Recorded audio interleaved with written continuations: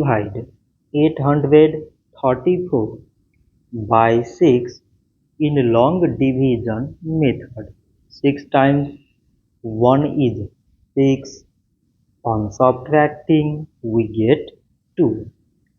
So now this 2 is less than 6. So we put down this 3 and it is 23. 6 times 3 is 18. On subtracting, we get 5. So again this 5 is less than 6.